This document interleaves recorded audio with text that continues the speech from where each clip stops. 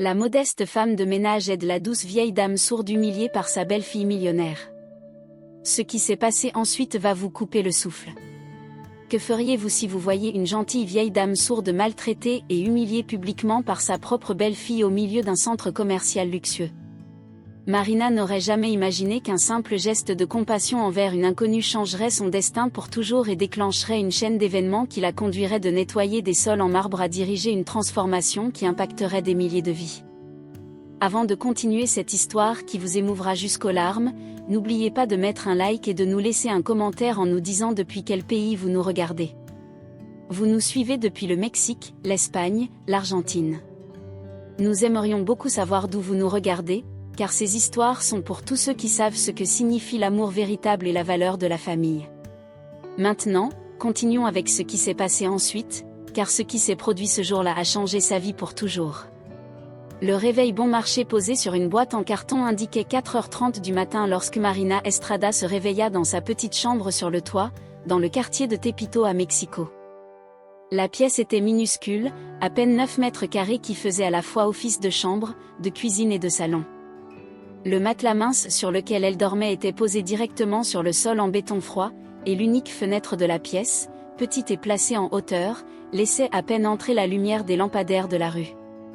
Marina se leva avec précaution pour ne pas réveiller sa fille de 17 ans, Camila, qui dormait sur l'autre matelas à peine 1 mètre de distance.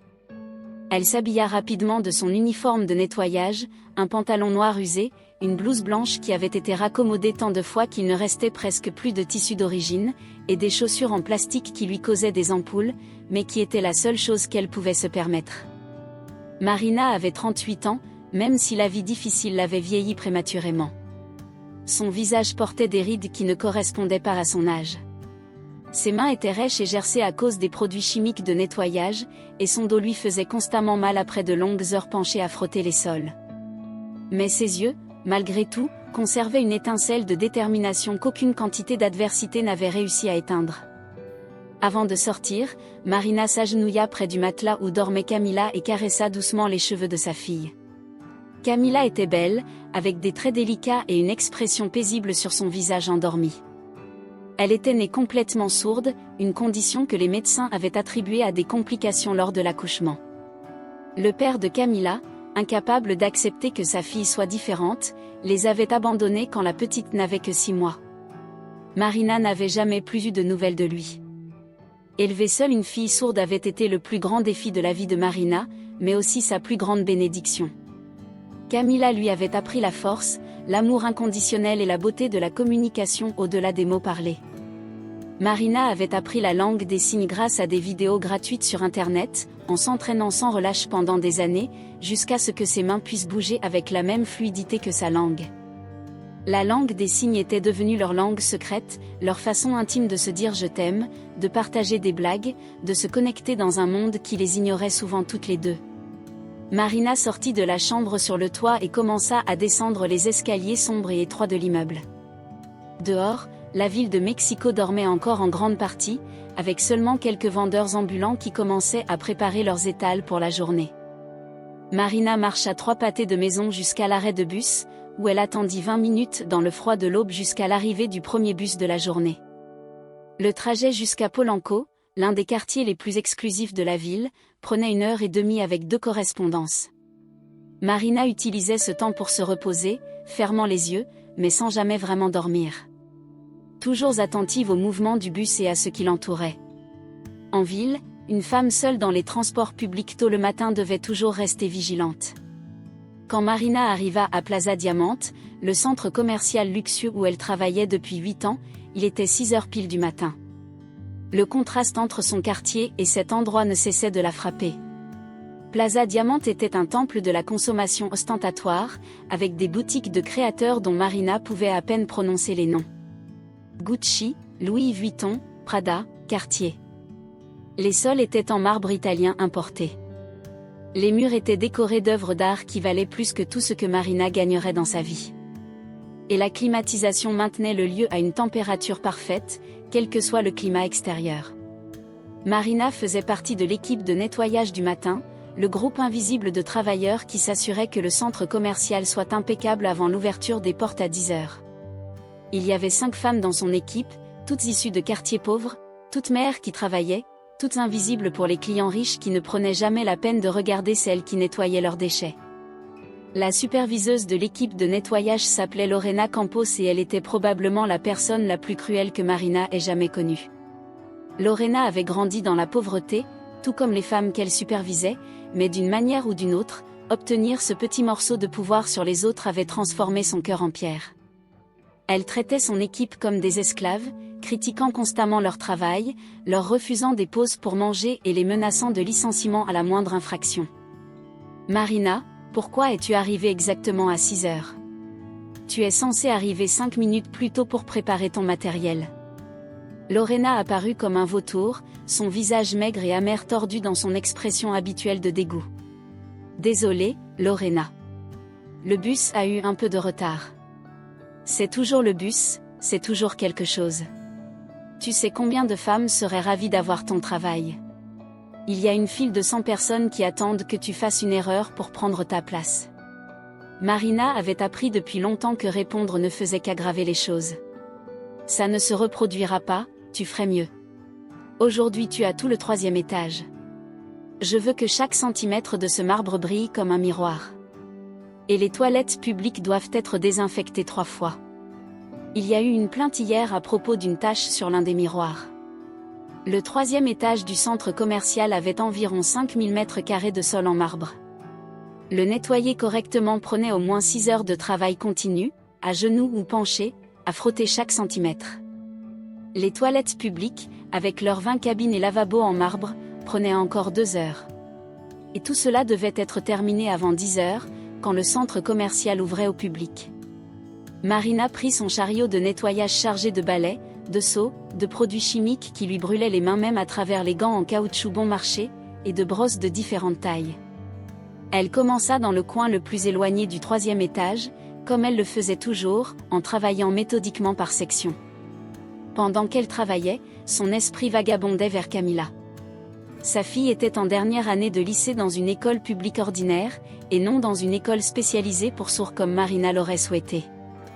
Les écoles spécialisées coûtaient de l'argent que Marina n'avait tout simplement pas. Camila se débrouillait avec l'aide d'un interprète en langue des signes que l'école publique fournissait seulement 3 jours par semaine, et le reste du temps, elle dépendait de la lecture labiale et de la gentillesse de camarades qui prenaient des notes supplémentaires pour elle. Mais Camila était brillante. Malgré tous les obstacles, elle obtenait d'excellentes notes. Elle rêvait d'étudier la pédagogie, de devenir enseignante pour enfants sourds, d'aider les autres comme elle. Marina voulait désespérément réaliser ce rêve, mais l'université, même publique, nécessitait de l'argent pour le matériel, le transport, la nourriture, de l'argent que Marina n'avait pas. Le salaire de Marina comme femme de ménage était de 4000 pesos par mois. Sur cette somme, 1000 allaient au loyer de la chambre sur le toit. 1000 pesos pour la nourriture, en achetant seulement l'essentiel, des haricots, du riz, des tortillas, des œufs quand ils étaient en promotion. 500 pesos pour le transport, 300 pesos pour les services de base, l'électricité et l'eau partagée. 200 pesos pour l'interprète en langue des signes, qui rendait visite à Camila une fois par semaine pour des cours supplémentaires. Une dépense que Marina considérait comme non négociable, peu importe combien elle devait se sacrifier dans d'autres domaines. Il restait 500 pesos par mois pour tout le reste, les vêtements, les chaussures, les urgences médicales, les fournitures scolaires, toutes dépenses imprévues. Il était impossible d'économiser, impossible de s'en sortir. Marina était piégée dans un cycle sans fin de pauvreté dont elle ne pouvait s'échapper, peu importe combien elle travaillait. Pendant que Marina frottait le sol, ses genoux criant de douleur sur le marbre dur, elle pensait à l'ironie de sa situation. Elle nettoyait un sol qui valait probablement des centaines de milliers de pesos dans un bâtiment fréquenté par des personnes qui dépensaient en un après-midi plus qu'elle ne gagnait en une année. Et pourtant, elle était invisible pour eux. Juste une ombre avec une serpillière, aussi inanimée que le chariot qu'elle poussait. Il était 9h45 quand Marina termina de nettoyer les toilettes et donna un dernier passage au sol. Elle était épuisée, affamée, l'estomac grondant parce qu'elle n'avait mangé qu'un morceau de pain avec un café dilué au petit déjeuner. Mais le sol brillait comme un miroir, reflétant les lustres en cristal du plafond comme de petits soleils. Lorena apparut pour inspecter le travail, marchant lentement sur le sol, à la recherche de la moindre imperfection à critiquer. Après 10 minutes d'inspection silencieuse, elle grogna finalement. Acceptable. Maintenant va au premier étage. Il y a un café renversé près de la bijouterie Cartier qui doit être nettoyé immédiatement. Et quand tu auras terminé, les poubelles de tout le centre commercial doivent être vidées. Marina poussa son chariot vers les ascenseurs de service. Ces ascenseurs cachaient derrière des portes sans indication que les clients ne voyaient jamais. Ils étaient étroits, mal éclairés et sentaient les ordures et les produits de nettoyage. Le contraste avec les élégants ascenseurs publics du centre commercial ne pouvait pas être plus marqué. Lorsque Marina arriva au premier étage près de la bijouterie Cartier, elle trouva la flaque de café dont Lorena avait parlé. Mais tandis qu'elle s'agenouillait pour le nettoyer, autre chose attira son attention. Près de l'entrée du centre commercial, à côté des immenses portes en verre qui s'ouvraient automatiquement, une scène était en train de se dérouler et fit s'arrêter le cœur de Marina. Une vieille dame, peut-être âgée d'environ 70 ans, se tenait là avec une expression de confusion et d'angoisse sur le visage. Elle était vêtue simplement, d'une robe fleurie propre mais visiblement ancienne, et portait ses cheveux blancs relevés en un chignon bas. Mais ce n'était pas son apparence qui attira l'attention de Marina. C'était la façon dont la femme regardait autour d'elle, clairement perdue, clairement en train d'essayer de communiquer avec quelqu'un, et complètement ignorée. Et alors Marina comprit pourquoi. Une femme plus jeune, élégamment vêtue d'un tailleur de créateur blanc qui coûtait probablement plus de 6 mois du salaire de Marina, se tenait à quelques mètres de la vieille dame, parlant au téléphone et gesticulant avec irritation en direction de la femme âgée. Non, je ne peux pas aller déjeuner aujourd'hui. Je dois emmener la mère de Sébastien à ses rendez-vous médicaux. C'est une contrainte absolue. Mais il insiste. La voix de la jeune femme était assez forte pour que Marina l'entende clairement. Je ne sais pas pourquoi on ne peut pas la laisser dans une maison de retraite, là où elle devrait être. C'est un fardeau permanent. Marina sentit une vague de colère monter en elle, mais ce qui se produisit ensuite la poussa à prendre une décision qui changerait sa vie pour toujours. La vieille dame, essayant manifestement d'attirer l'attention de la femme plus jeune, s'approcha et lui toucha le bras. La jeune femme se retourna, le visage déformé par la colère. « Je t'ai dit de ne pas me toucher quand je suis au téléphone. Va t'asseoir là-bas et attends. » Elle cria presque, en pointant un banc près de l'entrée. La vieille dame recula comme si elle venait d'être frappée. Ses lèvres bougèrent, essayant de former des mots, mais aucun son ne sortit. Et à cet instant, Marina comprit. La vieille dame était sourde. Marina avait déjà vu cette expression, ce mélange de douleur, de confusion et de résignation. Elle l'avait vue trop de fois sur le visage de Camilla. Chaque fois que quelqu'un la traitait comme si elle était moins intelligente parce qu'elle n'entendait pas, chaque fois que quelqu'un se montrait agacé de devoir communiquer avec elle. La flaque de café fut oubliée. Marina posa sa serpillière dans son seau et se leva, ses jambes protestant après des heures de travail. Elle savait que c'était une mauvaise idée. Elle savait que Lorena la renverrait si elle la voyait interagir avec des clients du centre commercial. Elle savait qu'elle ne pouvait pas risquer son emploi, pas quand Camilla dépendait d'elle pour tout. Mais elle savait aussi qu'elle ne pouvait pas simplement rester là sans rien faire. Marina s'approcha de la vieille dame, consciente que la femme plus jeune était toujours absorbée par son appel téléphonique et ne leur prêtait aucune attention. Elle se plaça face à la vieille dame et attendit que celle-ci la regarde.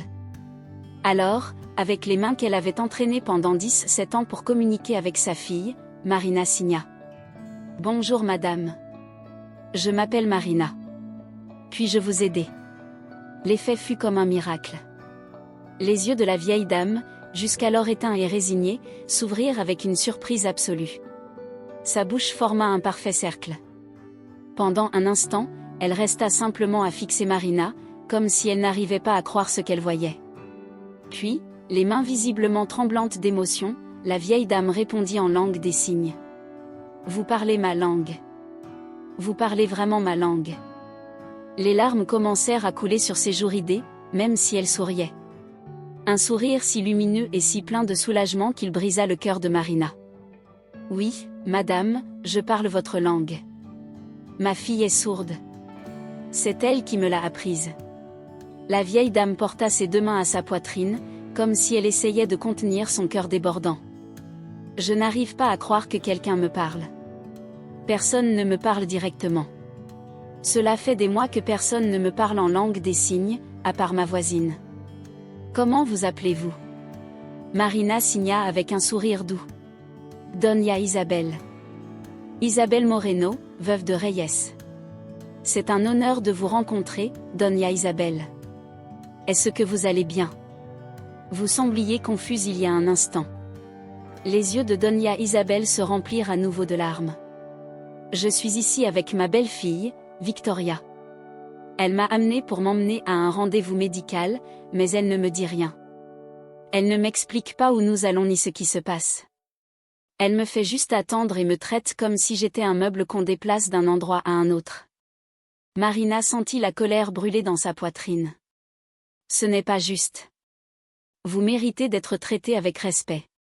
Ma belle-fille pense que je suis un fardeau. Je le sais parce que je peux lire sur ses lèvres quand elle parle de moi aux autres. Elle pense que je ne comprends pas, mais je comprends tout. Parlez-moi de vous, Doña Isabel. Avez-vous toujours été sourde? Doña Isabel secoua la tête. Non, j'ai perdu Louis il y a 5 ans dans un accident de voiture. Mon mari est mort dans cet accident. Ce fut le pire jour de ma vie, perdre mon compagnon de 50 ans et devenir sourde en même temps. Je suis vraiment désolée. Mon mari était un homme merveilleux. Quand je suis devenue sourde, il a commencé à apprendre la langue des signes. Il m'a immédiatement fait sentir que j'étais toujours entière, que ma vie avait encore de la valeur. Puis il est mort, et mon fils, mon précieux Sébastien, n'a pas appris. Il dit qu'il est trop occupé avec ses affaires. L'expression de Doña Isabel se durcit. Victoria me déteste. Elle aimerait que je sois morte ou dans une maison de retraite. Je vis chez eux, dans une chambre au sous-sol, où personne n'a à me voir ni à s'occuper de moi. Ils me donnent à manger, mais c'est comme nourrir un animal. Il n'y a pas d'amour, pas de conversation, pas de lien. Chaque mot que Doña Isabel signait était un coup de poignard dans le cœur de Marina. Voilà une femme qui avait manifestement été quelqu'un d'important dans sa vie, réduite à être presque une prisonnière dans la maison de son propre fils. Doña Isabel, vous méritez tellement plus que ça. Votre surdité ne vous rend pas moins précieuse. Ma fille Camila est sourde de naissance et c'est la personne la plus brillante et la plus belle que je connaisse. Les yeux de Doña Isabel s'illuminèrent. Vraiment. Comment s'appelle ta fille? Camila a 17 ans, elle est au lycée et elle rêve de devenir un jour enseignante pour enfants sourds. J'aimerais tellement la rencontrer, et elle serait ravie de vous rencontrer aussi.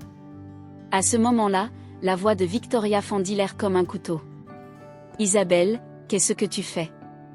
Je t'ai dit de t'asseoir. Victoria s'approcha rapidement d'elle, rangeant son téléphone dans son sac de créateur avec des gestes brusques. Lorsqu'elle vit Marina, son expression se remplit de dégoût. Qui êtes-vous? Pourquoi dérangez-vous ma belle-mère? Marina se leva, même si elle restait plusieurs centimètres plus petite que Victoria. Je ne la dérange pas, madame. Je parlais simplement avec elle. Victoria parcourut Marina du regard de haut en bas, notant son uniforme de nettoyage usé, ses chaussures bon marché, les taches de produits de nettoyage sur son pantalon. Vous êtes une femme de ménage. On ne vous paie pas pour parler aux clients, on vous paie pour nettoyer. Alors allez faire votre travail. Avec tout le respect, madame, Doña Isabel semblait avoir besoin d'aide. Doña Isabel. Victoria éclata d'un rire cruel. Maintenant les femmes de ménage prennent des libertés avec ma famille. Isabelle n'a besoin d'aucune aide. Elle va très bien à attendre là où je lui ai dit d'attendre. Doña Isabel, qui avait observé l'échange et lu sur les lèvres de Victoria, se mit à signer furieusement. Dis-lui que j'en ai assez d'être traitée comme des déchets. Dis-lui que je suis une personne avec des sentiments. Victoria regarda les signes de Doña Isabel avec irritation. Je n'ai aucune idée de ce qu'elle essaie de dire et je m'en fiche. Isabelle, on s'en va. Assez de drame pour aujourd'hui. Victoria attrapa Doña Isabel par le bras, ses doigts serrant assez fort pour laisser des marques. Doña Isabel grimaça de douleur. Quelque chose se brisa en Marina à cet instant. Elle pensa à Camilla, à ce que ressentirait sa fille si quelqu'un la traitait ainsi. Elle pensa à toutes les fois où elle avait dû avaler sa dignité, accepter des abus parce qu'elle avait besoin de son travail. Elle pensa à toute l'injustice dont elle avait été témoin sans jamais parler. « Madame, vous faites mal à Doña Isabel. S'il vous plaît, lâchez-la. » Victoria se tourna vers Marina, les yeux remplis de fureur. « Comment oses-tu me dire quoi faire? Sais-tu qui je suis? Sais-tu qui est mon mari? Non, madame, et cela m'est égal. Ce qui compte, c'est que vous maltraitez une femme qui mérite le respect. » Le visage de Victoria devint rouge de rage. « Une femme de ménage me donne des leçons de morale. C'est ridicule. Je vais m'assurer que tu sois renvoyée aujourd'hui même. Je vais parler personnellement à ta superviseuse et au directeur de ce centre commercial, et je ferai en sorte que tu ne retrouves jamais de travail dans cette ville. Alors j'imagine que je devrais trouver du travail ailleurs. » Les mots sortirent de la bouche de Marina avant qu'elle ne puisse les retenir, mais une fois prononcés, elle ne ressentit aucun regret.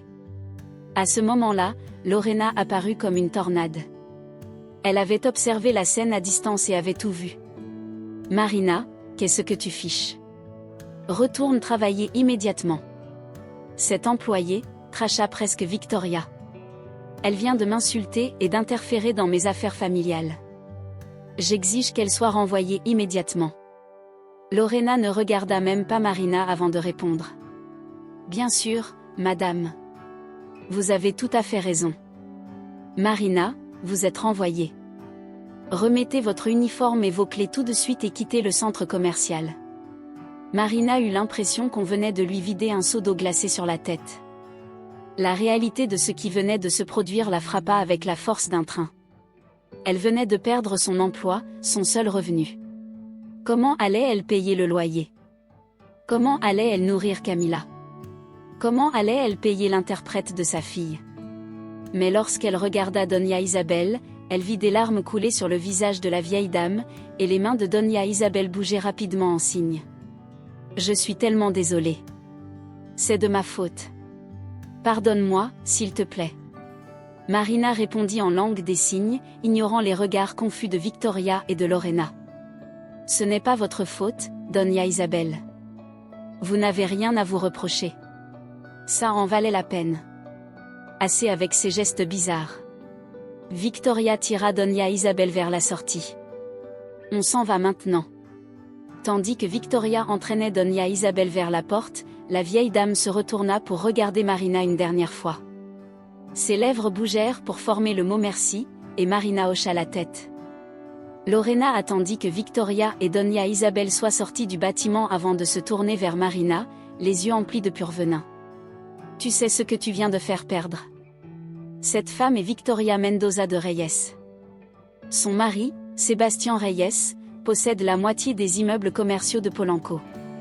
C'est l'un des hommes les plus riches du Mexique. Et toi, une femme de ménage stupide et sans éducation, tu viens d'insulter son épouse. » « Je ne l'ai pas insultée, j'ai seulement défendu une vieille dame qui était en train d'être maltraitée.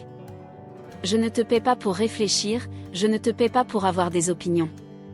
Je te paie pour nettoyer les sols, et maintenant je ne te paie plus pour rien. Sors d'ici avant que j'appelle la sécurité. » Marina se dirigea vers le local de nettoyage pour récupérer ses quelques affaires, un vieux pull qu'elle gardait là pour les moments où la climatisation était trop froide. Une photo de Camilla collée à l'intérieur de son casier, sa carte de transport. Elle retira son uniforme, le laissant sur le sol du vestiaire, et enfila ses propres vêtements, un jean usé et un chemisier rapiécé tant de fois qu'il tenait à peine sa forme d'origine. En quittant le centre commercial, passant devant les boutiques de luxe où elle ne pourrait jamais rien acheter, croisant les agents de sécurité qui la regardaient avec méfiance comme si elle était une criminelle, Marina ressentit un mélange étrange de peur et de soulagement. La peur de ce qui allait venir, de la façon dont elle survivrait sans son salaire, mais aussi un soulagement. Pour la première fois depuis 8 ans, elle n'avait plus à supporter les abus constants de Lorena. Elle n'avait plus à faire semblant d'être invisible, plus à avaler sa dignité. Le trajet de retour vers Tepito fut un brouillard d'angoisse. Marina essayait de calculer mentalement combien d'argent elles avaient de côté, pour se rappeler aussitôt qu'elle n'avait aucune économie. Elle vivait au jour le jour, dépensant chaque peso qu'elle gagnait pour survivre. Le loyer arrivait à échéance dans 10 jours. Que allait-elle faire? Quand Marina arriva dans sa chambre sur le toit, il n'était même pas 11 heures du matin, bien avant son heure habituelle de retour. Camila était à l'école, alors Marina se retrouva seule avec ses pensées. Elle s'assit sur son matelas et laissa enfin couler les larmes qu'elle retenait depuis trop longtemps. Comment avait-elle pu être aussi stupide? Comment avait-elle pu risquer son travail, sa seule source de revenus, pour une inconnue? Camila dépendait d'elle. Il n'y avait personne d'autre. Si Marina ne pouvait plus subvenir à ses besoins, que deviendrait sa fille? Puis elle se souvint du regard de Doña Isabel lorsque quelqu'un lui avait enfin parlé dans sa propre langue. Elle se rappela la joie pure sur le visage de la vieille dame quand, pour la première fois depuis des mois, elle avait été vue, vraiment vue, et Marina sut au plus profond d'elle-même qu'elle avait fait ce qu'il fallait, quel qu'en soit le prix. Marina passa les heures suivantes à chercher désespérément du travail sur Internet avec le vieux téléphone de Camila. Elle remplit des candidatures pour tout et n'importe quoi, ménage, cuisine, garde d'enfants, n'importe quoi. Mais elle savait que c'était inutile, sans référence, sans formation au-delà de l'école primaire, avec la menace de Victoria de la mettre sur liste noire, ses chances étaient presque nulles. Quand Camila rentra de l'école à 3 heures de l'après-midi, Marina était assise par terre, entourée de feuilles avec des demandes d'emploi imprimées dans une papeterie du quartier. « Maman, pourquoi tu es rentrée si tôt ?» demanda Camila en langue des signes, inquiète. « Tu es malade ?» Marina raconta tout à sa fille, Doña Isabel, Victoria, Lorena, la perte de son travail. Pendant qu'elle signait, elle observait le visage de Camila, s'attendant à y voir de la déception ou de la colère, mais ce qu'elle vit fut tout autre chose. Camila se jeta dans les bras de sa mère, la serrant avec une force qui lui coupa presque le souffle. Quand elles se séparèrent, Camila pleurait, mais elle souriait aussi. « Maman, je suis tellement fière de toi. » Ses gestes étaient forts, passionnés. « Tu as fait quelque chose d'incroyable. Tu as donné à cette dame ce que personne d'autre n'a eu le courage de lui offrir, de la dignité et du respect. Mais Camila, j'ai perdu mon travail. Je ne sais pas comment on va survivre.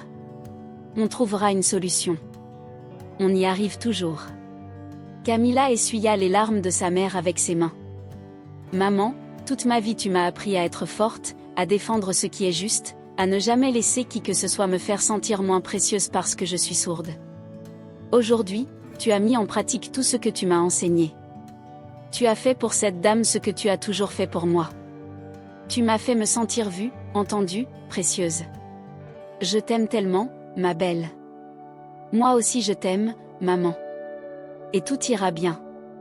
J'y crois. » Ce soir-là, Marina prépara le dîner le plus simple qu'on puisse imaginer, des haricots frits avec des tortillas. Mais pendant qu'elles mangeaient ensemble en se racontant la journée de Camila à l'école, Marina ressentit une paix profonde. Malgré l'incertitude, elle avait sa fille, elle savait l'une l'autre. C'était l'essentiel. Les 4 jours suivants furent un cauchemar de recherche d'emploi infructueuse. Marina frappa aux portes de restaurants, d'hôtels, de bureaux, partout où l'on pouvait avoir besoin de quelqu'un pour nettoyer, cuisiner ou effectuer des tâches de base. Mais partout, dès qu'elle mentionnait son dernier emploi à Plaza Diamante, elle voyait la même réaction, des portes qui se fermaient, des conversations interrompues brusquement, des appels téléphoniques chuchotés qui se terminaient par des désolés, mais le poste a déjà été pourvu. Victoria avait tenu sa promesse. Elle avait utilisé son influence pour s'assurer que Marina ne trouve de travail nulle part où ses relations s'étendaient, ce qui semblait couvrir presque tout Polanco et les quartiers alentours.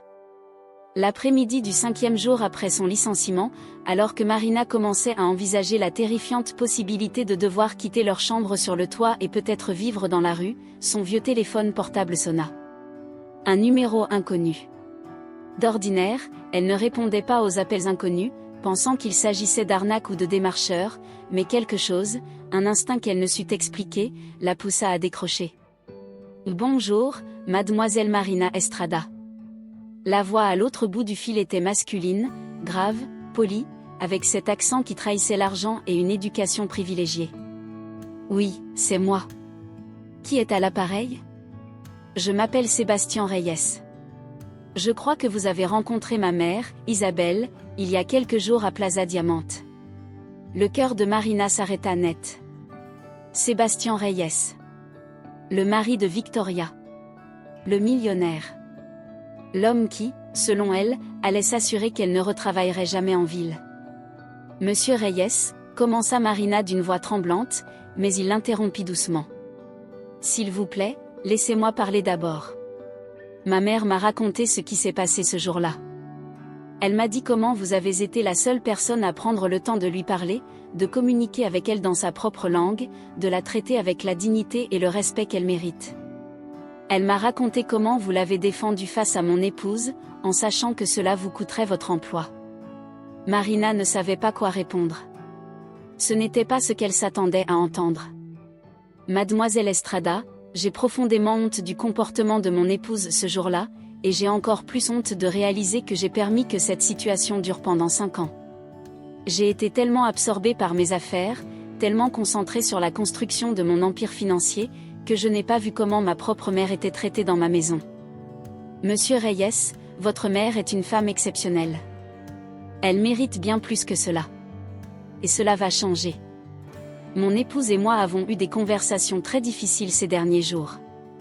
Je lui ai clairement fait comprendre que la façon dont elle a traité ma mère est inacceptable et ne sera plus tolérée un seul jour de plus. En réalité, Victoria et moi sommes en train de nous séparer. Cela a mis en lumière des problèmes dans notre mariage qui existaient depuis des années. Marina ne savait pas comment réagir. Je suis désolée, monsieur. Ne le soyez pas. Cela aurait dû arriver depuis longtemps. Mais pour l'instant, j'aimerais parler de vous. Ma mère m'a dit que vous avez une fille sourde. Oui, monsieur. Camilla a 17 ans. Et vous avez perdu votre travail en défendant ma mère. Un travail dont, j'imagine, vous aviez désespérément besoin pour faire vivre votre famille. Les larmes commencèrent à couler sur les joues de Marina. Oui, monsieur. Camilla est scolarisée dans un lycée public. Elle rêve d'aller à l'université et de devenir enseignante pour enfants sourds. Je n'ai pas grand-chose, mais ce rêve, c'est ce qui me pousse à travailler, ce qui me donne de l'espoir. Un long silence s'installa à l'autre bout du fil. Quand Sébastien reprit la parole, sa voix était chargée d'émotion. Mademoiselle Estrada, puis-je vous poser une question? Pourquoi l'avez-vous fait? Pourquoi avoir tout risqué pour une inconnue? Marina réfléchit soigneusement avant de répondre. Parce que j'ai vu cette même expression de douleur dans les yeux de ma fille trop de fois, monsieur Reyes. Le regard de quelqu'un qu'on ignore ou qu'on méprise simplement parce qu'il communique différemment. Je ne pouvais pas rester là sans rien faire. Seriez-vous disposé à me rencontrer demain? Il y a quelque chose que j'aimerais vous proposer, quelque chose qui, je pense, pourrait changer votre vie et celle de votre fille. Le lendemain matin, Marina se retrouva devant un immeuble qui lui coupa le souffle. La tour Reyes s'élevait sur 40 étages dans le ciel de Mexico, tout en verre réfléchissant et en acier brillant, dominant l'horizon comme un monument au pouvoir et à la richesse. Le hall était plus grand que tout l'immeuble où vivait Marina, avec des sols en marbre si polis qu'elle pouvait y voir son reflet. Marina se sentait ridiculement déplacée dans sa plus belle tenue, une robe simple achetée 5 ans plus tôt sur un marché de seconde main et des chaussures qu'elle avait nettoyées avec acharnement la veille au soir, mais qui paraissaient malgré tout vieilles et bon marché. Un jeune homme impeccablement vêtu l'accueillit dans le hall. Mademoiselle Estrada? Oui. Je m'appelle Ricardo, je suis l'assistant personnel de monsieur Reyes. Suivez-moi, je vous prie. Ricardo la conduisit vers un ascenseur privé nécessitant une carte d'accès spéciale. L'ascenseur monta avec une douceur telle que Marina sentit à peine le mouvement, et quelques secondes plus tard, les portes s'ouvrirent au 40e étage. Le bureau exécutif de Sébastien Reyes occupait tout l'étage, offrant une vue panoramique sur Mexico.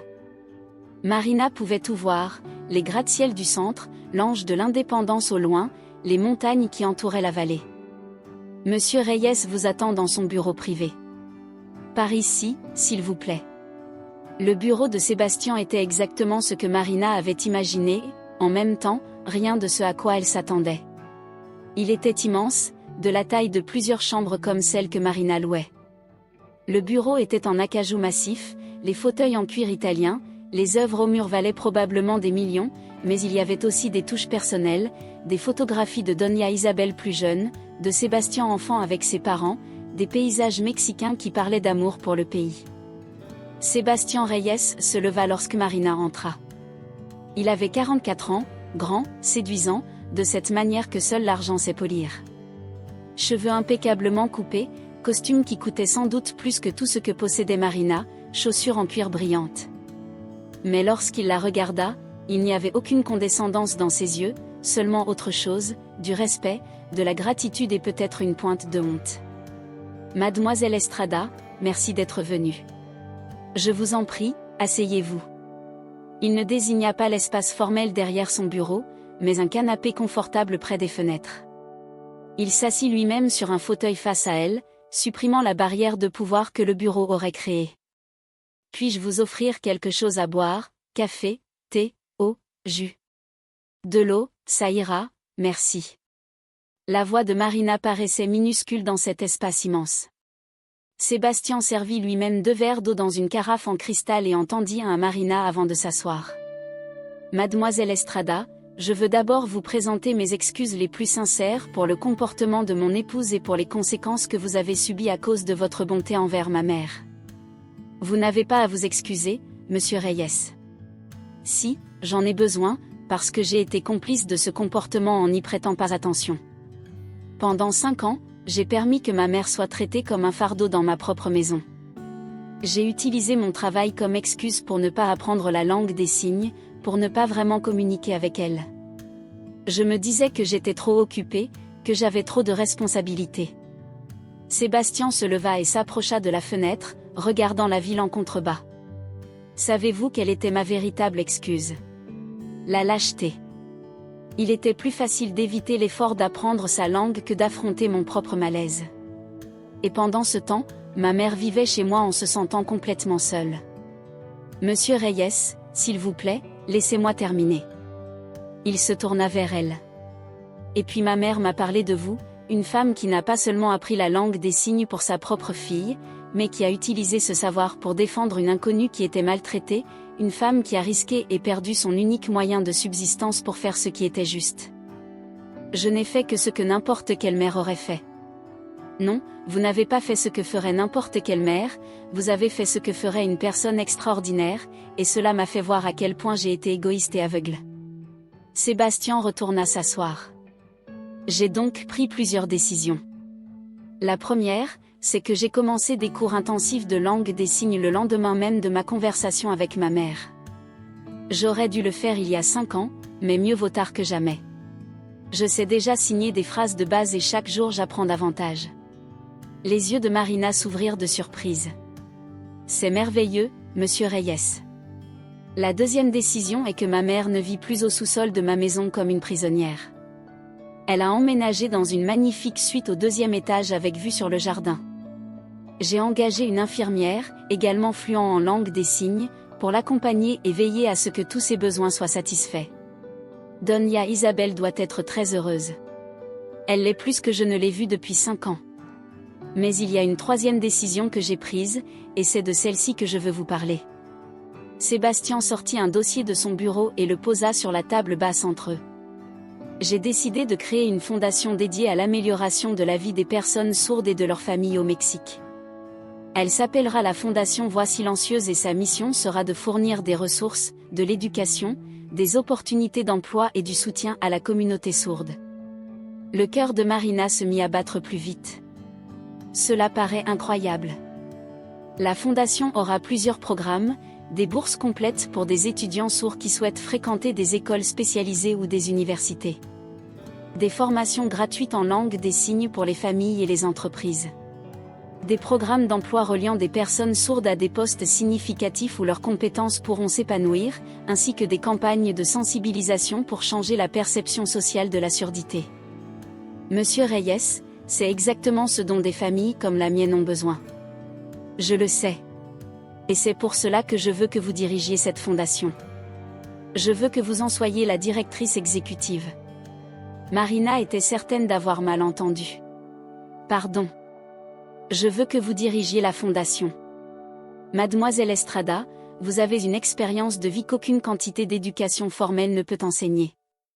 Vous comprenez les besoins de la communauté sourde parce que vous en faites partie à travers votre fille. Vous avez fait preuve d'une compassion extraordinaire et du courage moral de défendre ce qui est juste, même lorsque cela vous a tout coûté. Ce sont là les qualifications qui comptent. Mais, Monsieur Reyes, je ne suis qu'une femme de ménage. Je n'ai pas fait d'études universitaires, je n'ai jamais dirigé quoi que ce soit. J'ai à peine terminé l'école primaire avant de devoir commencer à travailler. Et vous croyez que cela compte plus que votre cœur, votre expérience et votre dévouement. Je vous fournirai tout le soutien nécessaire. Des consultants pour vous aider à mettre en place des systèmes, des avocats pour structurer l'organisation, une formation dans tout ce que vous devrez apprendre, mais la vision, la passion, la compréhension de ce qui est nécessaire, cela ne peut venir que de vous. Je ne sais pas quoi dire. Laissez-moi vous dire ce que comprend le poste, un salaire de 50 000 pesos par mois pour commencer, avec des révisions annuelles. Une assurance santé complète pour vous et Camila, parmi les meilleurs du pays. Un fonds d'éducation de 100 000 pesos que vous pourrez utiliser pour l'université de Camila ou pour votre propre formation si vous décidez d'étudier, et un budget opérationnel initial de 10 millions de pesos pour la première année d'activité de la fondation. Marina sentit la pièce tourner. 50 000 pesos par mois. C'était plus de 12 fois ce qu'elle gagnait comme femme de ménage. C'était plus d'argent qu'elle n'en avait jamais vu de toute sa vie. C'était suffisant non seulement pour survivre, mais pour vivre dignement, pour offrir à Camila tout ce dont elle avait besoin et qu'elle méritait. Monsieur Reyes, c'est trop généreux. Je n'ai fait que ce qui était juste. Je ne cherche aucune récompense. Je le sais. Et c'est précisément pour cela que vous êtes la personne idéale pour cela. Vous ne le faites pas pour l'argent ou la reconnaissance, vous le faites parce que cela vous tient réellement à cœur. Les larmes coulaient librement sur le visage de Marina. Maintenant, je ne sais pas si je peux faire cela. J'ai tellement peur d'échouer, de décevoir les gens. La peur est naturelle. Mais laissez-moi vous dire quelque chose, Mademoiselle Estrada. Vous vous levez tous les jours à 4h30 du matin. Vous passez 1h30 dans les transports en commun. Vous travaillez pendant des heures à nettoyer des sols, en étant invisible et insulté. Tout cela pour offrir une vie meilleure à votre fille. Si vous pouvez faire tout cela, vous pouvez tout faire. Marina ferma les yeux, sentant le poids de la décision. Ce n'était pas seulement à propos d'elle, c'était à propos de Camila. C'était à propos de toutes les familles comme la sienne qui luttaient chaque jour. C'était à propos de Doña Isabel et de toutes les personnes sourdes ignorées et méprisées par la société. Elle ouvrit les yeux et regarda Sébastien droit dans les yeux. J'accepte. Le sourire qui s'étendit sur le visage de Sébastien était sincère et chaleureux. Excellent. Bienvenue dans l'équipe, directrice Estrada.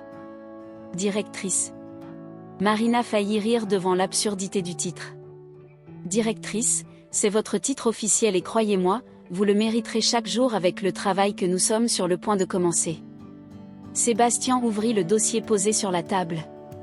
Voici un contrat préliminaire. Prenez le temps de le lire. Consultez qui vous voulez. Il n'y a aucune urgence. Marina prit le dossier avec des mains tremblantes. À l'intérieur, il y avait des pages et des pages de textes juridiques qu'elle comprenait à peine. Il y a autre chose. Sébastien sortit une enveloppe de son bureau. Ceci est pour vous. Considérez-le comme une avance sur votre premier mois de salaire, ainsi qu'une compensation pour les jours où vous êtes resté sans travail à cause des actions de mon épouse. Marina ouvrit l'enveloppe. À l'intérieur, il y avait un chèque de 100 000 pesos. Monsieur Reyes, c'est trop. Je ne peux pas. Si, vous pouvez. Utilisez cet argent pour régulariser toutes vos dettes. Déménagez Camila et vous-même dans un endroit meilleur si vous le souhaitez. Achetez ce dont vous avez besoin. Investissez en vous-même. Marina n'y tint plus. Elle se leva, oubliant tout protocole, serra Sébastien Reyes dans ses bras. Merci, merci infiniment. Vous n'imaginez pas ce que cela signifie pour moi et pour Camila. Sébastien lui rendit l'étreinte avec une affection presque paternelle. Non, Mademoiselle Estrada, merci à vous de m'avoir rappelé ce qui compte vraiment, de m'avoir rendu ma mère, d'être exactement le genre de personne dont ce monde a le plus besoin. » Cet après-midi-là, lorsque Marina arriva dans sa chambre sur le toit, Camilla faisait ses devoirs. En voyant l'expression sur le visage de sa mère, elle posa immédiatement son crayon. Que s'est-il passé? De bonnes nouvelles. Marina s'assit avec sa fille et lui raconta tout sur Sébastien, sur la fondation, sur le travail, sur le salaire, sur le chèque. En signant, elle observa les yeux de Camilla s'agrandir de plus en plus, sa bouche s'ouvrant de surprise. Lorsque Marina termina, Camilla resta immobile un long moment. Puis elle se jeta dans les bras de sa mère et elles pleurèrent ensemble, des larmes de soulagement, de joie, d'incrédulité et de gratitude. « Maman, ça veut dire que je pourrai aller à l'université, que tu n'auras plus à t'épuiser au travail, que tout ira bien. Ça veut dire tout cela et bien plus encore, mon amour. Ça veut dire qu'enfin, nous allons avoir la vie que nous méritons. » Camilla se recula et regarda sa mère avec des yeux brillants. « Maman, toute ma vie, je t'ai vu te sacrifier pour moi. Je t'ai vu travailler jusqu'à l'épuisement. Supporter les abus. Te priver de tout pour que je puisse avoir ce dont j'ai besoin. Je me suis toujours sentie coupable, comme si j'étais un fardeau pour toi. Camilla, tu ne l'as jamais été. Laisse-moi finir, maman. Je me suis toujours sentie ainsi, mais maintenant je comprends quelque chose. Tout ce que tu as fait, tous tes sacrifices, toute ta bonté t'ont transformé en la personne parfaite pour ce moment avec Donia Isabel. Et ce moment t'a mené jusqu'ici. C'est comme si l'univers avait enfin décidé de te récompenser pour toute ta bonté. » Marina serra de nouveau sa fille dans ses bras. « Je t'aime tellement, Camilla. Tu es la raison pour laquelle je me lève chaque matin. Tu es mon but. » Cette nuit-là, Marina sortit le chèque et le contempla sous la lumière faible de l'ampoule nue suspendue au plafond. 100 000 pesos, plus d'argent qu'elle n'en avait jamais tenu entre ses mains de toute sa vie. Sa première décision fut d'aller à la banque le lendemain matin et d'ouvrir un compte d'épargne pour Camilla, destiné à ses études universitaires. Sa deuxième décision fut de chercher un meilleur appartement pour elle. Rien de luxueux, mais un endroit où Camilla pourrait avoir sa propre chambre, avec une salle de bain et une cuisine à elle. Les 2 mois suivants furent un véritable tourbillon d'activités. Sébastien tint chacune des promesses qu'il avait faites. Il engagea une équipe de consultants qui aidèrent Marina à mettre en place la structure juridique de la fondation. Il lui fournit un magnifique bureau dans l'un de ses immeubles, avec une équipe de 5 personnes qui travailleraient sous sa direction. Il lui donna accès à des avocats, des comptables et des spécialistes des ressources humaines capables de la guider à chaque étape. Mais surtout, Sébastien lui offrit quelque chose que Marina n'avait jamais connu dans un travail. Le respect. Il valorisait ses opinions, la consultait pour chaque décision. Il la traitait comme son égale, malgré les immenses différences d'éducation et de parcours. Marina se plongea dans son travail avec une passion qu'elle n'avait jamais ressentie. Ce n'était pas seulement un emploi pour elle, c'était une mission. Elle commença par étudier les besoins de la communauté sourde au Mexique, en parlant avec des dizaines de familles, d'organisations à but non lucratif, d'enseignants et de personnes sourdes elles-mêmes, afin de comprendre quelles ressources existaient et lesquelles manquaient. Elle découvrit que le problème n'était pas uniquement financier, même si cet aspect était important. Le problème le plus profond était culturel. La société mexicaine voyait généralement la surdité comme un handicap limitant, plutôt que comme une simple manière différente de vivre le monde. Cette mentalité entraînait de la discrimination dans l'emploi, un accès limité à l'éducation et un isolement social pour les personnes sourdes. À partir de ses recherches et de sa propre expérience en tant que mère de Camilla, Marina conçut 4 programmes principaux pour la fondation. Le premier était un programme de bourse complète couvrant non seulement les frais de scolarité dans des écoles spécialisées et des universités, mais aussi le matériel, le transport, le logement si nécessaire et les services d'interprétation. Le programme donnerait la priorité aux étudiants issus de familles à faible revenu. Le deuxième était un programme de formation gratuite en langue des signes destiné aux familles de personnes sourdes. Marina avait vu trop de familles où les parents n'avaient jamais appris à communiquer correctement avec leurs enfants sourds, ce qui menait à des relations brisées et à l'isolement.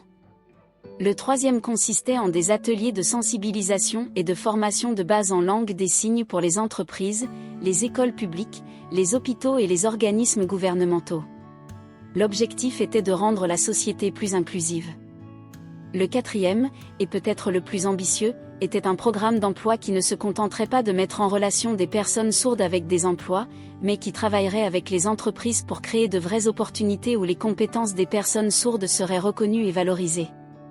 Durant cette période, Marina développa également une relation magnifique avec Doña Isabel. La vieille dame rendait visite au bureau de la fondation au moins 3 fois par semaine, prenant le thé avec Marina et partageant des histoires de sa vie. Marina apprit que Doña Isabel avait été professeure d'histoire avant l'accident, une femme cultivée et intelligente qui avait été réduite à l'état de simple meuble au sein de sa propre famille. Camila et Doña Isabel devinrent aussi extrêmement proches.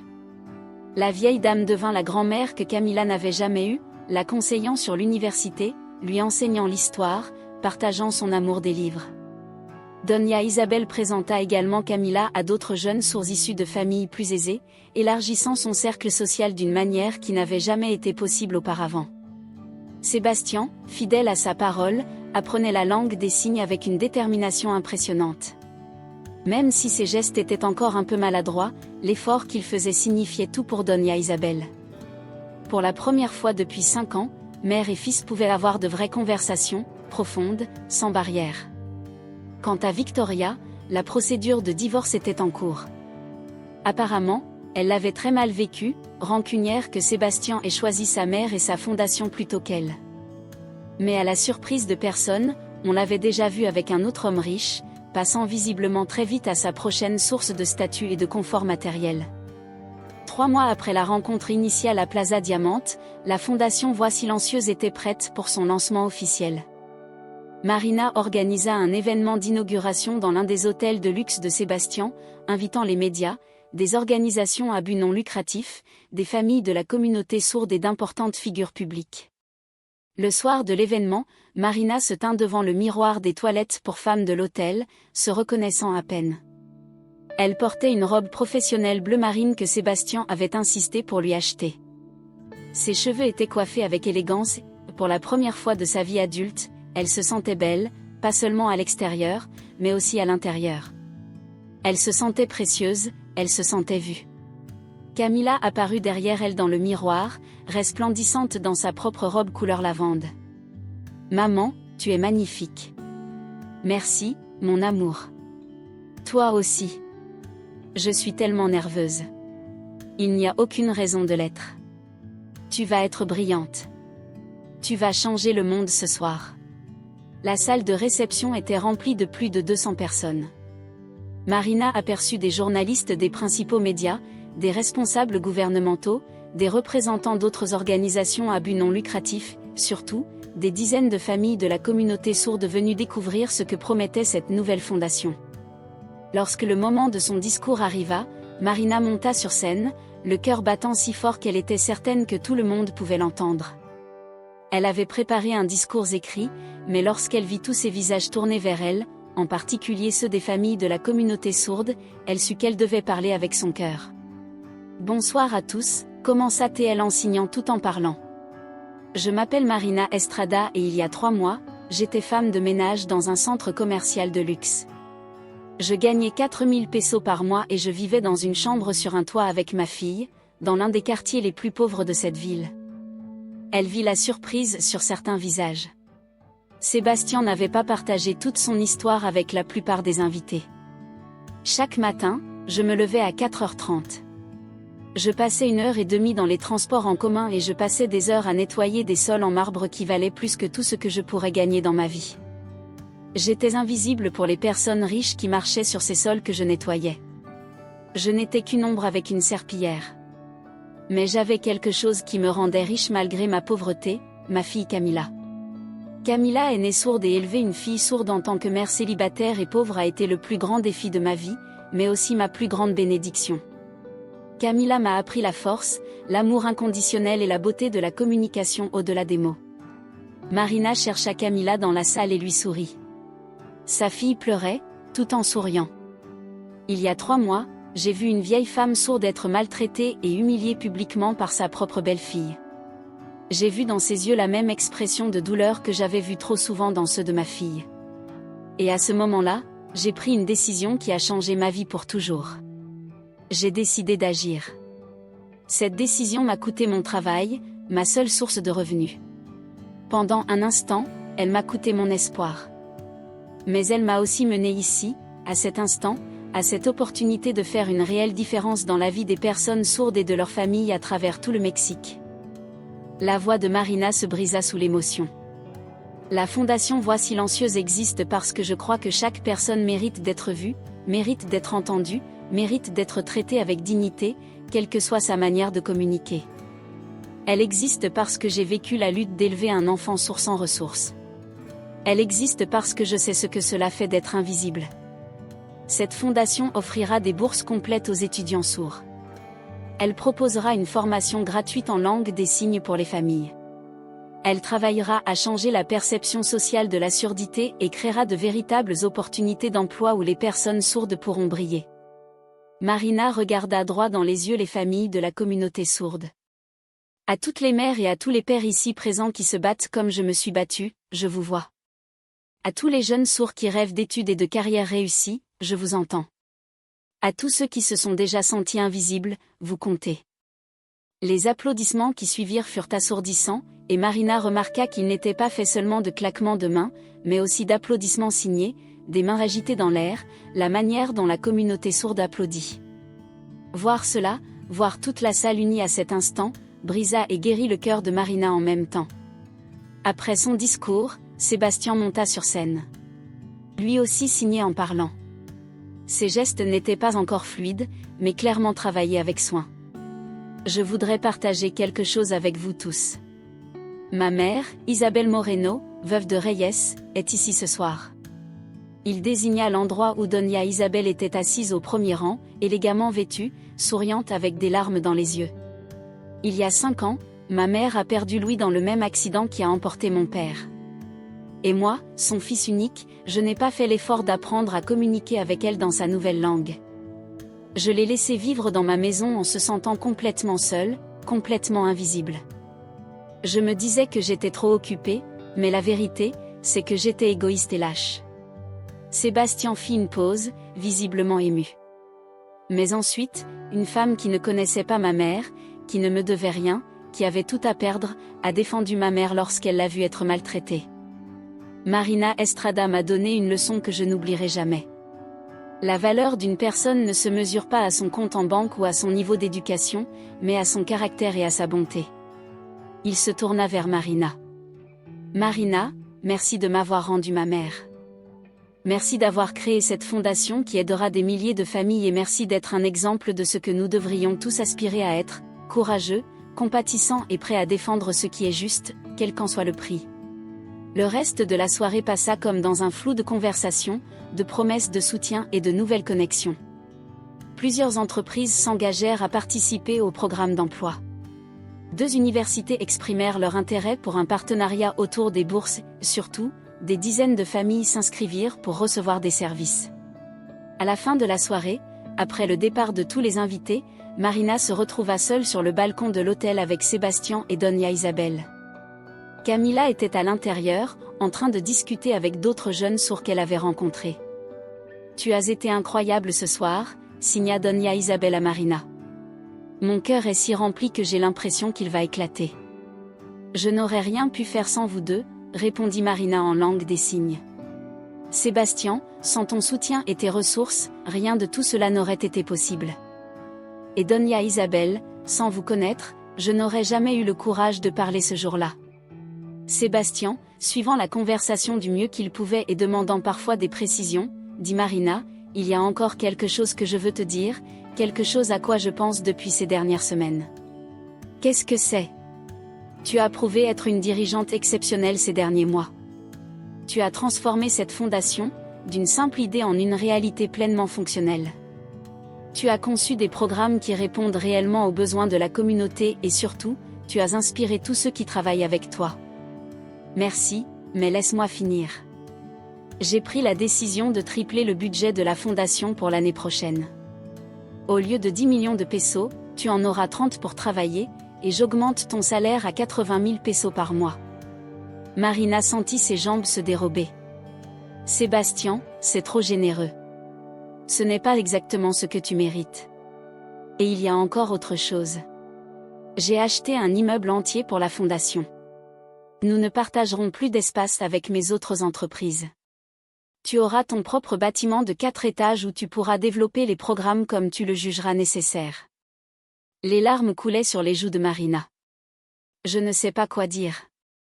Doña Isabel prit les mains de Marina.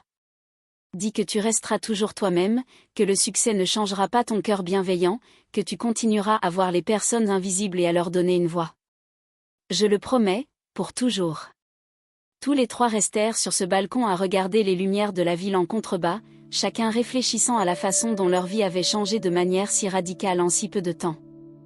Un an après ce jour fatidique à Plaza Diamante, la fondation Voix Silencieuse avait grandi bien au-delà des attentes les plus folles de Marina. Elle avait accordé 150 bourses complètes, formé plus de 3000 personnes à la langue des signes et permis à 200 personnes sourdes d'obtenir des emplois significatifs dans des entreprises à travers tout le Mexique. Camila était désormais en première année d'université, étudiant la pédagogie dans l'un des meilleurs établissements du pays grâce à une bourse complète de la fondation. Elle vivait dans une résidence universitaire, mais rendait visite à Marina chaque week-end. Son rêve de devenir enseignante pour enfants sourds se rapprochait de plus en plus de la réalité. Marina et Camila avaient emménagé dans un bel appartement de 3 chambres dans un quartier sûr et propre. Ce n'était pas luxueux selon les standards de Polanco, mais pour elle, c'était un palais. Camila avait sa propre chambre avec de la place pour ses livres et son article. Marina avait une vraie cuisine où elle pouvait préparer de vrais repas, et elles avaient leur propre salle de bain avec une douche qui fonctionnait à l'eau chaude. Plus importante que les commodités matérielles, Marina avait découvert quelque chose qu'elle n'avait jamais eu auparavant, la paix intérieure. Elle ne se réveillait plus à 4h30 du matin, paniquée à l'idée de savoir comment elle paierait la prochaine facture. Elle n'avait plus à choisir entre manger ou s'assurer que Camila avait suffisamment. Elle n'avait plus à supporter les abus de superviseurs comme Lorena simplement pour garder un emploi. La relation entre Marina et Sébastien avait évolué au cours de cette année. Ce qui avait commencé comme une dynamique de bienfaiteur et bénéficiaire s'était transformé en une véritable amitié fondée sur le respect mutuel. Sébastien appréciait la vie de Marina, non seulement pour la fondation, mais aussi pour ses autres entreprises.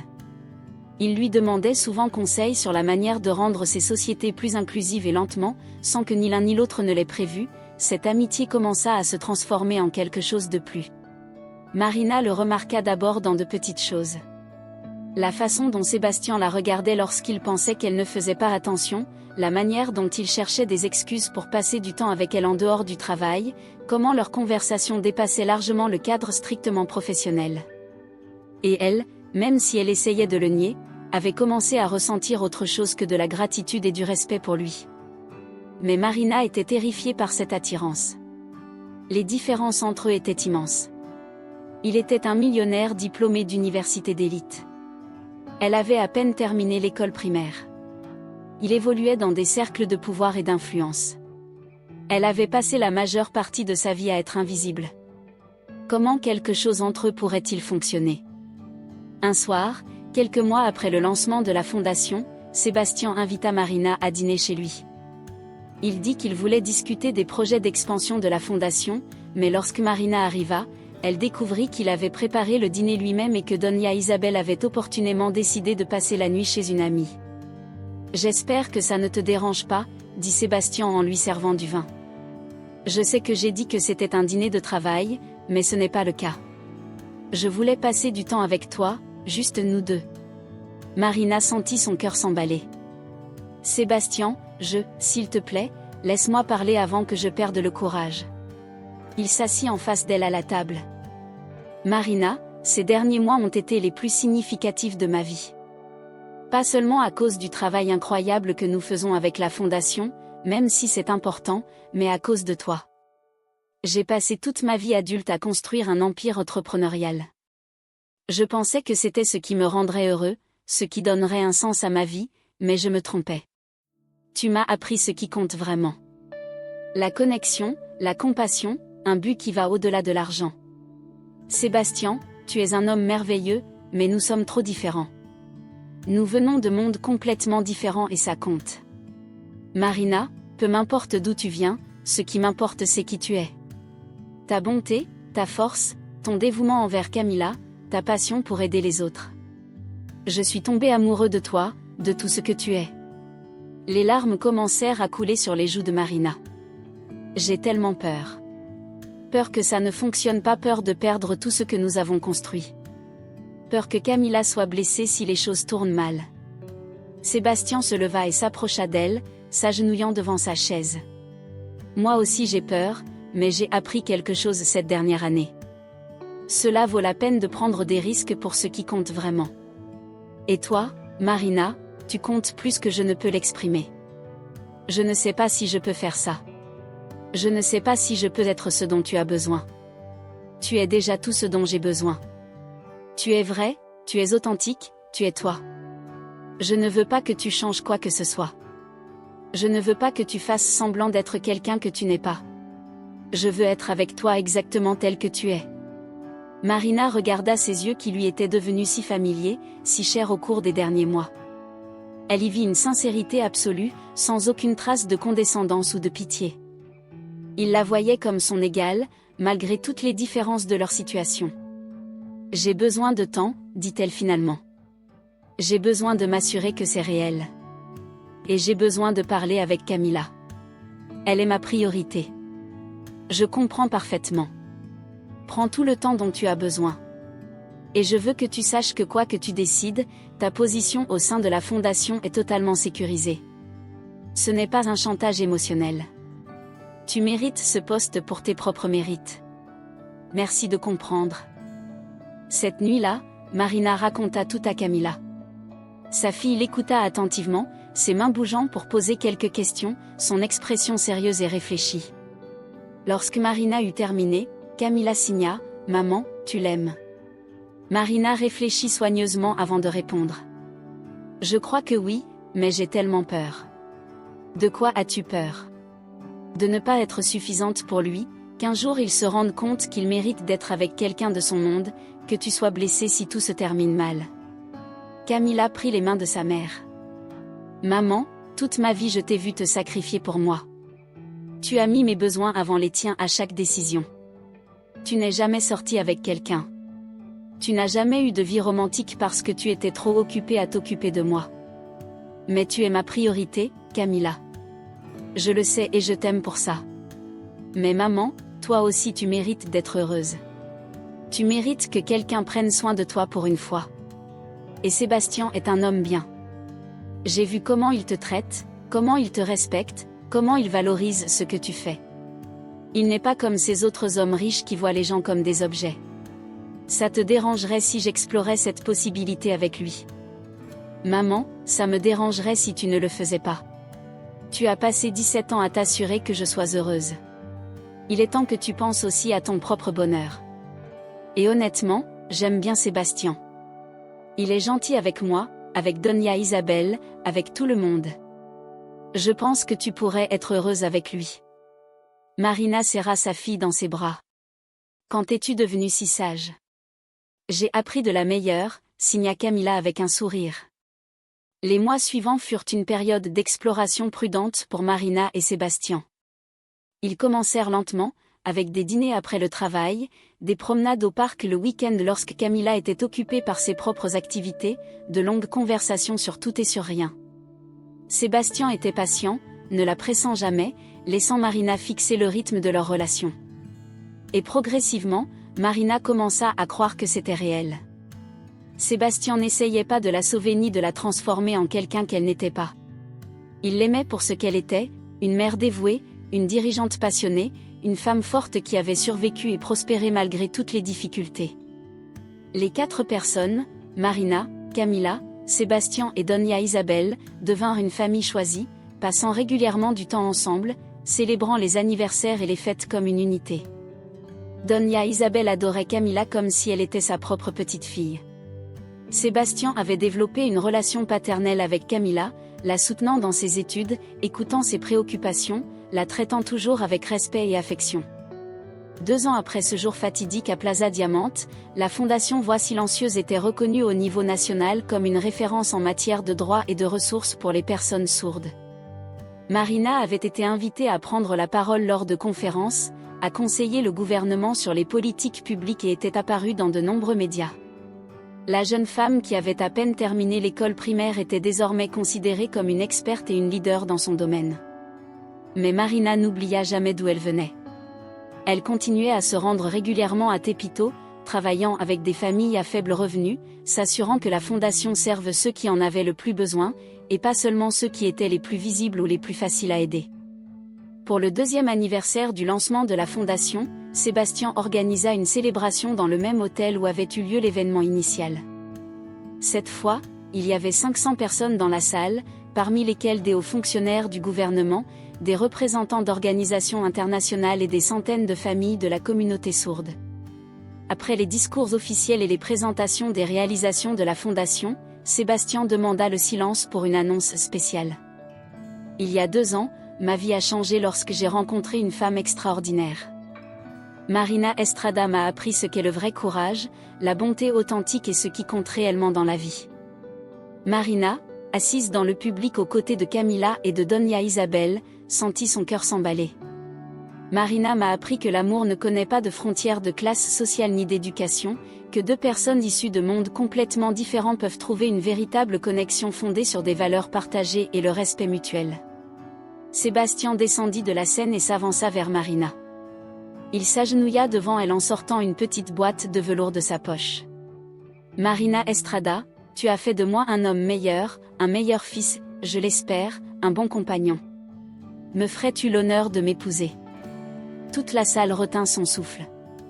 Marina regarda Sébastien, puis Camila, qui pleurait en signant à plusieurs reprises oui, puis Doña Isabel, les mains posées sur son cœur, le visage illuminé d'une joie pure. Marina signa et parla en même temps.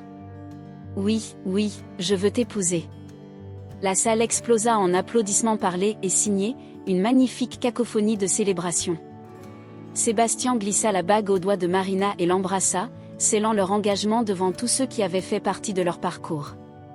Le mariage eut lieu 6 mois plus tard lors d'une cérémonie petite et intime au bord de la mer. Seules les personnes les plus proches étaient présentes. Camila comme demoiselle d'honneur, Doña Isabel comme mère pour eux deux, quelques amis proches et des collègues de la fondation. La cérémonie fut entièrement bilingue, le prêtre parlant et signant simultanément, afin que tous puissent y participer pleinement. Lorsque Marina et Sébastien échangèrent leurs vœux, ils le firent en langue des signes, en plus de les prononcer à voix haute, symbole de leur engagement envers la communauté qui les avait réunis. « Je promets de toujours te voir », signa Marina, les mains tremblantes d'émotion. « Pas seulement te regarder, mais vraiment te voir, te valoriser, t'honorer et te respecter dans les bons moments comme dans les difficiles. Je promets de ne jamais oublier d'où je viens et d'utiliser notre bénédiction pour bénir les autres. Je promets de toujours t'écouter, répondit Sébastien en signe. Pas seulement d'entendre tes mots, mais d'écouter ton cœur. Je promets de valoriser ta force, de soutenir tes rêves et de marcher à tes côtés comme un partenaire égal aujourd'hui et pour toujours. Lorsqu'ils s'embrassèrent pour sceller leurs vœux, tous les présents applaudirent, créant une symphonie de sons et de gestes qui symbolisait l'union de 2 mondes. La réception fut simple, mais remplie d'amour. Camila prononça un discours qui fit pleurer tout le monde. Ma maman m'a appris que l'amour n'est pas seulement un sentiment, c'est une action. C'est se lever chaque jour et choisir de voir le meilleur chez les autres. C'est apprendre toute une langue pour mieux communiquer avec quelqu'un qu'on aime. C'est défendre des inconnus même quand cela coûte tout. Sébastien, merci de voir ce que j'ai toujours su, que ma maman est la personne la plus incroyable du monde, et merci de l'aimer comme elle le mérite. 3 ans après ce jour à Plaza Diamante, Marina était assise dans son bureau au sein du bâtiment de la Fondation Voix Silencieuses, réfléchissant à tout ce qui avait changé. La jeune femme qui nettoyait des sols pour 4000 pesos par mois dirigeait désormais une organisation disposant d'un budget annuel de 50 millions de pesos. La mère qui avait vécu dans une chambre sur un toit habitait maintenant une belle maison avec son mari et rendait régulièrement visite à sa fille à l'université. Camila était désormais en 3e année, s'épanouissant dans ses études. Elle avait été acceptée dans un programme d'échange dans une université des États-Unis spécialisée dans l'éducation des personnes sourdes, une opportunité qui n'aurait jamais été possible sans la bourse de la fondation. La fondation Voix silencieuse s'était étendue à cette ville du Mexique, avec des projets d'expansion internationale. Elle avait aidé plus de 5000 familles, accordé 1000 bourses et fondamentalement changé la conversation autour de la surdité dans le pays. Mais ce qui comptait le plus pour Marina, c'était qu'elle n'avait jamais oublié d'où elle venait. Elle visitait régulièrement Tepito et d'autres quartiers défavorisés, travaillant directement avec des familles qui se trouvaient là où elle avait été autrefois. Elle avait mis en place un programme spécial de la fondation, destiné spécifiquement aux agents d'entretien et à d'autres travailleurs invisibles, leur offrant une formation en langue des signes comme compétence pouvant ouvrir de nouvelles opportunités professionnelles. Un jour, 3 ans après son licenciement, Marina décida de retourner à Plaza Diamante. Elle n'y était pas revenue depuis ce jour-là, mais elle sentit qu'il était temps de fermer définitivement ce chapitre de sa vie. En marchant dans les couloirs familiers du centre commercial, elle ressentit un étrange mélange de nostalgie et de distance. Cet endroit avait été sa prison pendant tant d'années, mais aussi le théâtre de la décision qui avait tout changé. Elle passa devant l'endroit où elle avait rencontré Doña Isabel. Elle s'y arrêta un instant, se souvenant de la vieille femme effrayée et seule, se rappelant sa propre décision de tout risquer pour faire ce qui était juste. Marina, une voix la fit sursauter. Elle se retourna et vit Lorena, son ancienne superviseure, debout derrière elle. Lorena paraissait plus âgée, plus fatiguée. Son visage montrait l'amertume qui avait toujours été là, mais désormais s'y ajoutait quelque chose d'autre, la défaite. Lorena, quelle surprise! J'ai entendu parler de toi, de ta fondation, de ton mariage avec Sébastien Reyes. Il y avait du ressentiment dans la voix de Lorena, mais aussi quelque chose qui ressemblait à du regret. Oui, ma vie a beaucoup changé. J'imagine que tu es venu me frotter ton succès au visage. Marina secoua la tête. Non, Lorena. Je suis venue faire la paix avec mon passé. Cet endroit a été difficile pour moi, mais il m'a aussi mené là où je suis aujourd'hui. Lorena baissa les yeux. J'ai perdu mon travail il y a 6 mois. Il s'avère que lorsqu'on maltraite suffisamment de personnes, quelqu'un de plus haut placé finit par s'en rendre compte. Maintenant, je nettoie des bureaux la nuit. Ironique, non. Marina ressentit de la compassion malgré tout. Lorena, si un jour tu décides de changer, de devenir meilleure, ma fondation offre une formation gratuite en langue des signes. C'est une compétence précieuse qui peut ouvrir des portes. Il n'est pas trop tard pour choisir de devenir une personne différente. Lorena la regarda avec surprise. Pourquoi ferais-tu ça pour moi après la façon dont je t'ai traité? Parce que je crois que les gens peuvent changer, parce que nous méritons tous une seconde chance et parce que garder de la rancœur ne me fait du mal qu'à moi, pas à toi. Marina sortit une carte de visite de son sac et la tendit à Lorena. Si tu décides de faire quelque chose de différent de ta vie, appelle-moi. Je ne te promets pas un emploi, mais je te promets une opportunité d'apprendre et de grandir. Elle quitta le centre commercial sans se retourner, ressentant un sentiment de clôture dont elle ne savait pas qu'elle avait besoin. Ce soir-là, lors du dîner familial avec Sébastien, Camila qui était en visite, et Doña Isabel, Marina raconta ce qui s'était passé. « Tu lui as vraiment offert ton aide ?» demanda Sébastien après tout ce qu'elle t'a fait. « Oui, parce que j'ai appris que la vengeance n'apporte pas la paix. Seul le pardon le peut. » Doña Isabel signa avec sagesse. C'est la leçon la plus importante de toutes. L'amour et le pardon triomphent toujours de la haine et de l'amertume. Camila ajouta, « Maman, je suis tellement fière de la personne que tu es. Tu as transformé ta douleur en sang, ton combat en force, et tu nous as tous appris ce qui compte vraiment. » Sébastien prit la main de Marina. « Chaque jour, je me sens reconnaissant que ma mère soit entrée dans ce centre commercial il y a 3 ans. Reconnaissant que tu aies été là. Reconnaissant que tu aies eu le courage de faire ce qui était juste. » Marina regarda autour de la table les personnes qu'elle aimait. Cette famille qu'elle avait créée non par le sang, mais par le choix et l'amour. Elle pensa à toutes les familles que la Fondation avait aidées, à toutes les vies qu'elle avait touchées, et elle sut avec une certitude absolue que le jour où elle avait décidé de défendre une inconnue, elle n'avait pas seulement changé sa propre vie, elle avait déclenché une vague de transformation qui continuait de s'étendre. touchant plus de vies qu'elle ne pourrait jamais en compter. Je vous aime tous, signa Marina, ses mains formant les mots avec un amour pur. Et chaque jour, je suis reconnaissante du chemin qui m'a menée ici. Chaque difficulté, chaque défi, chaque moment de douleur en valait la peine pour arriver à cet instant. Pendant qu'ils dînaient en partageant des histoires et en riant ensemble, Marina ressentit une paix profonde qu'elle n'avait jamais connue auparavant. Sa vie n'était pas parfaite. Il y avait encore des défis à relever et des problèmes à résoudre, mais elle avait l'amour, elle avait un but et la certitude d'avoir vécu de manière authentique, en défendant ce qui était juste et en faisant une réelle différence dans le monde. Au final, c'était tout ce qui comptait vraiment, pas l'argent, pas le statut, pas les possessions matérielles, mais l'amour qu'elle partageait avec les personnes importantes de sa vie, l'impact qu'elle avait sur sa communauté et la paix qui venait du fait de savoir qu'elle avait vécu selon ses valeurs. Marina Estrada, l'humble agente d'entretien qui avait osé défendre une vieille femme sourde, avait trouvé sa voix, et cette voix parlait désormais pour des milliers de personnes qui, trop longtemps, avaient été invisibles et ignorées. Son histoire était un témoignage du pouvoir d'un simple acte de bonté, du courage de défendre ce qui est juste même quand cela coûte tout, et de la vérité fondamentale selon laquelle chaque personne, quelle que soit son origine ou sa situation, a de la valeur et mérite la dignité. Et tout avait commencé par un moment de choix dans un centre commercial de luxe, lorsqu'une femme invisible décida enfin d'être vue. Si c'est le cas, n'oublie pas de liker la vidéo et de t'abonner à notre chaîne en activant la cloche de notification pour ne manquer aucune de nos histoires inspirantes qui touchent droit au cœur.